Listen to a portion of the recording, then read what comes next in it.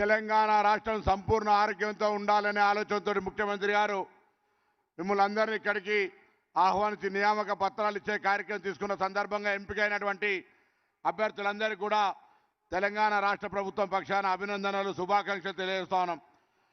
గౌరవ ముఖ్యమంత్రి గారి ఆలోచన ఎప్పుడు కూడా రాష్ట్రం పరిపూర్ణంగా ఆరోగ్యంగా ఉండాలి.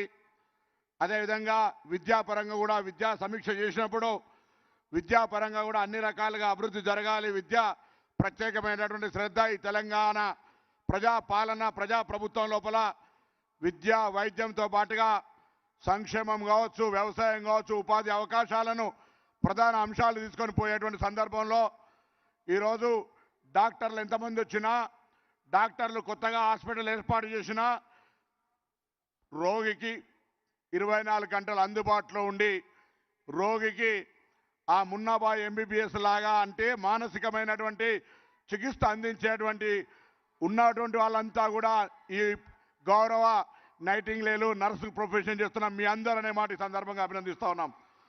దాదాపు జీవితానికి సరిపడేటువంటి అంటే ప్రభుత్వం కూడా జీతాభత్యాలకు సంబంధించి కావచ్చు, ఇతరత్ర అన్ని రకాలుగా మిమ్మల్ని సంతృష్టిపరిచే ప్రయత్నం చేస్తూ ఉంది. మీరంతా దయచేసి వచ్చే రోగుల పట్ల తెలంగాణ ప్రభుత్వ సానుకూల వైఖరి ముఖ్యమంత్రి గారి యొక్క ఆలోచన విధానానికి అనుగుణంగా ప్రతి రోగికి ప్రత్యేకమైన శ్రద్ధ తీసుకొని ఒక మందులే కాకుండా మానసికంగా కూడా వాళ్ళకు ప్రత్యేకమైనటువంటి శ్రద్ధ పెట్టినట్టయితే రోగి ఆరోగ్యం తొందరగా కుదురపడే అవకాశం ఉంటుంది. కాబట్టి ఆ విధమైన చర్యలు తీసుకోవాలని కోరుతూ హైదరాబాద్ జిల్లా కేంద్రంగా ఈ కార్యక్రమం తీసుకున్నటువంటి పెద్దలందరికీ అభినందన చెప్తూ మరొకసారి గౌరవ ముఖ్యమంత్రి గారి ఆలోచనకు అనుగుణంగా వేదిక మీద ఉన్నటువంటి ప్రభుత్వ పెద్దలందరి ఆలోచనకు అనుగుణంగా ఈరోజు ఉద్యోగ నియామకాలు పొందుతున్న వాళ్ళ